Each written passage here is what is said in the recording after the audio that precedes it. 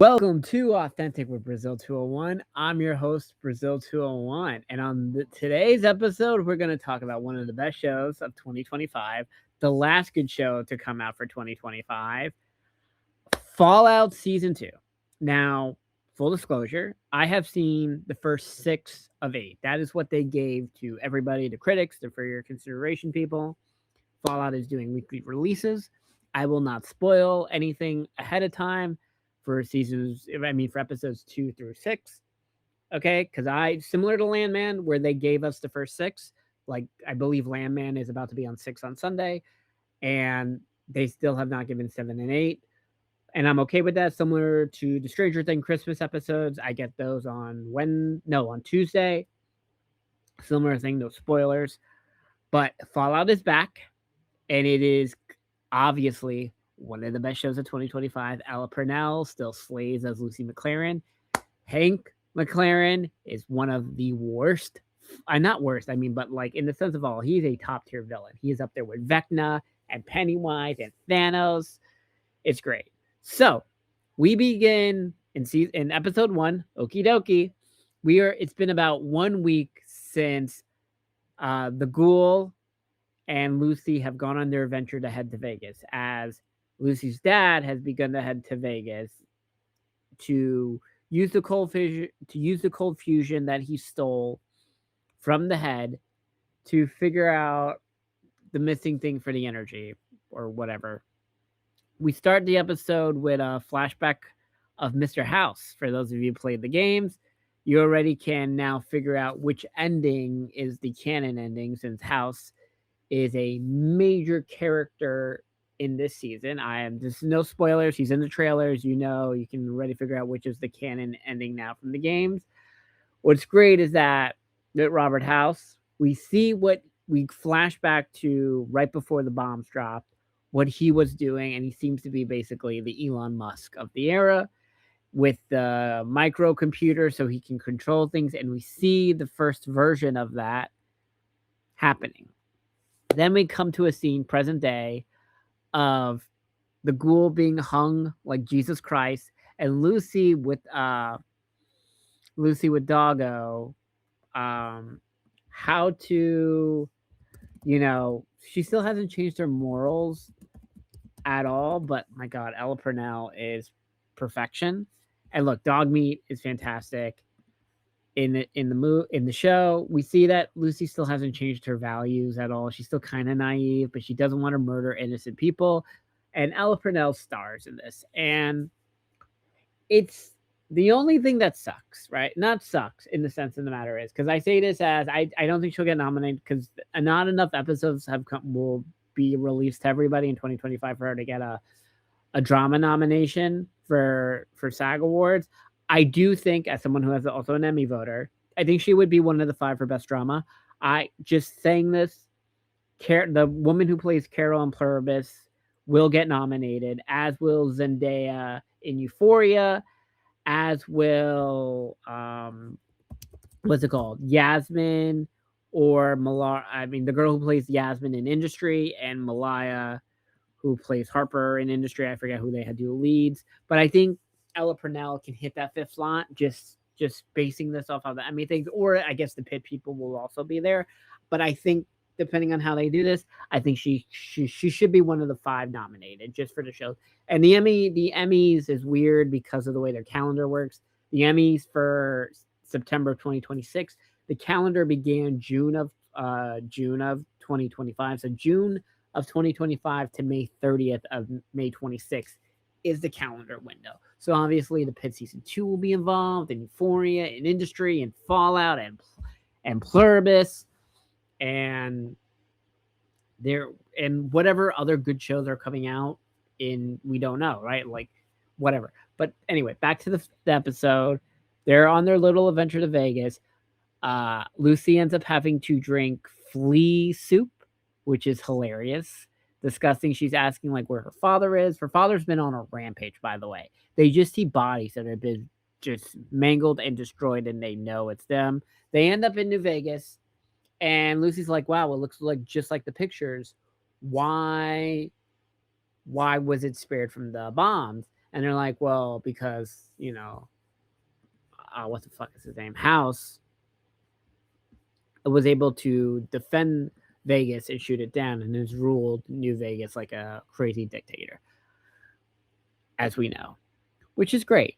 We then flash back to, well, not flashback, but we pop into Vault 32 now of how it's working. Everybody hates it. We're popping also through that Vault 33 seems to be left with the inbreds and not a lot is happening. It is what it is. I think it's fun. I think, look, Betty is still, running Vault 33 with an iron fist. The brain guy in what is the abandoned vault is, still, threatening fucking Rico from Hannah Montana. What the hell is his name? I'm sorry, but out of the main three characters, I'm so sorry. What is it? Norm, right? Norm has been found water. He's drinking it. He's kind of starving. The whole thing. And he ends up fighting the brain. And what he does is he releases everybody from Cairo Free. So now that vault is going to be populated. Will they attack the other two vaults? Who really knows? And it's just funny because with Harper, the overseer in the vault that we lost in the beginning of season 1, she's like kind of a dictator. She hates her child. Obviously, Chet's a bitch. Chet misses banging Lucy. Who wouldn't miss fucking Lucy? It's Ella Purnell, a top tier baddie. Also, as I said, this is what we're gonna do with this. It is what it is. They get to a new vault in Vegas, and they see that one of the computers that were meant to rewire brain control was there, and the head blew up. As we've seen, this is the side effect with the brains. Fantastic.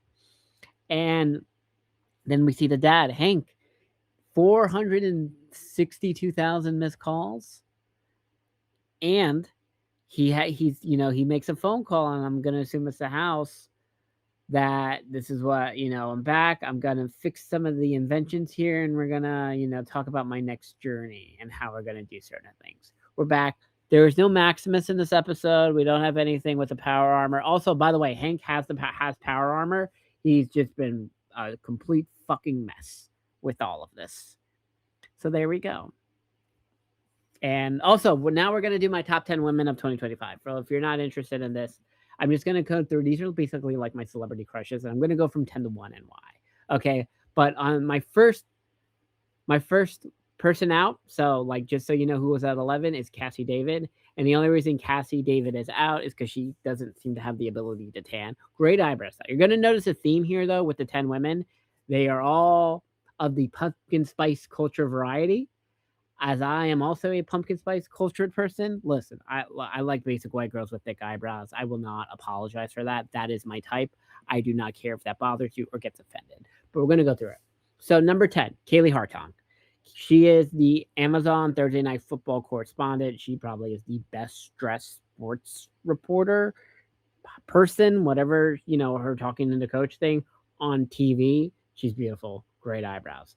Number 9, my girl, Emily in Paris, Lily Collins, who used to be my like my 1-2 in celebrity crushes.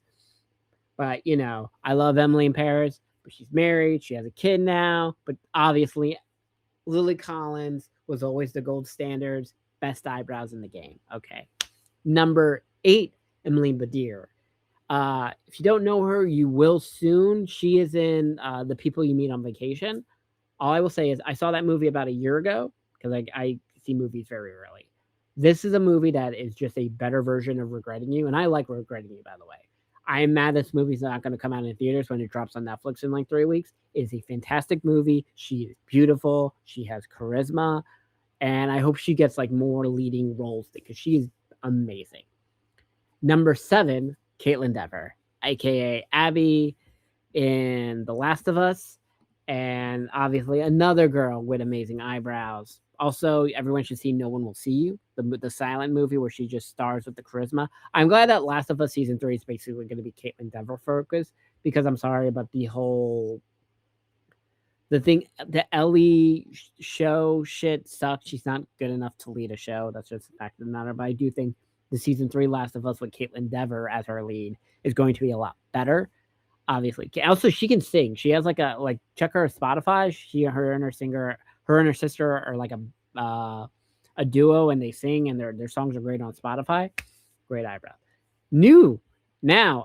Where am I? 10, 9, 8, 7, 6. Jocelyn Hudon or Hudon. I don't know how to say her name. She plays Lizzie Novak on Chicago Fire. Another perky white girl with fantastic eyebrows. Sad vibe. She's apparently married in real life.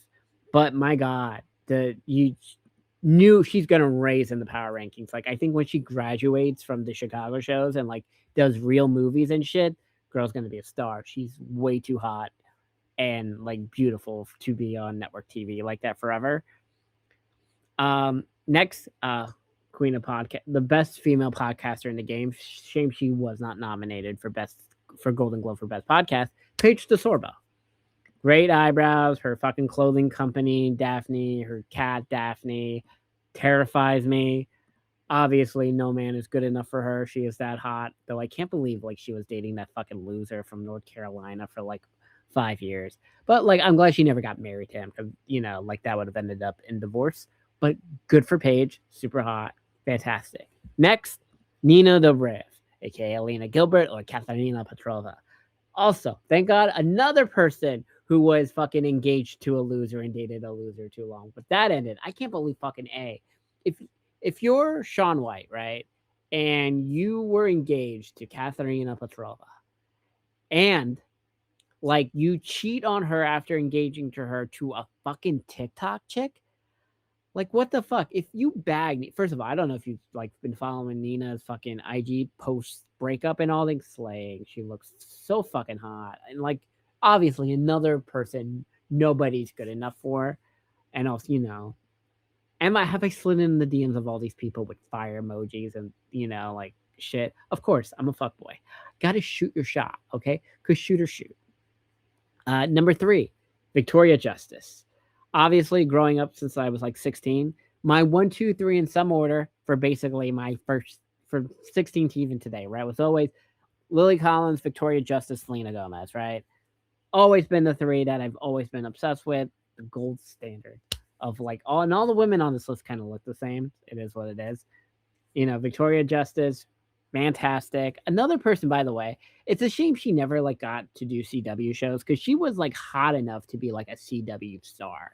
Okay, she could have been on Riverdale and shit. 2, my girl Emma Mackey, aka Ella McKay. I know everyone hates that movie and they think it's one of the worst movies ever. I fucking liked it. I don't care. Emma Mackey is beautiful. I dig her more with the American voice she does in the fucking movie than her British voice. It is what it is, but apparently she's like dating some director, whatever. Number 1, my current obsession since I can't remember what came first, whether it was Yellow Jackets or Army of the Dead, but Ella Purnell. Okay.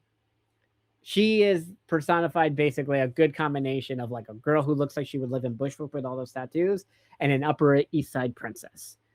And look, I love my bug eye Brit. It is what it is. She apparently, looking through the IG, she dated some fucking artist for 6 years who drove like a beat up Honda Civic, like a very seemed like a Bushwick move. Apparently, they broke up. Allegedly, she's like with some fucking reality TV cook. I don't know if that's still happening, but look, the girl is a genius. She balances. She's gonna be on Fallout for at least the next 6 years, right? And it's a crazy shoot schedule that they have to do 8 months a year to do the show. That is fantastic. I do hope she gets like Emmys from it. She's apparently doing a movie with Pete Davidson where their child from the future or whatever. I don't know what the fuck it's called. That, and then we have Sweet Pea, which is basically the female version of Dexter, another fantastic show. She is working, and obviously the voice actress of our generation, Arcane, etc. But that is it. So to go through the list again, just so people understand: 10, Kaylee Hartong; 9, Lily Collins; 8, Emily Badir; 7, Caitlin Dever; 6, Jocelyn Hudon; 5, Paige DeSorbo; 4, Nina Dobrev; 3, Victoria Justice; 2, Emma Mackey; and 1, Ella Purnell. And those are my top 10 women of 2025. I know Alex Thompson, if you're listening to this, fuck you.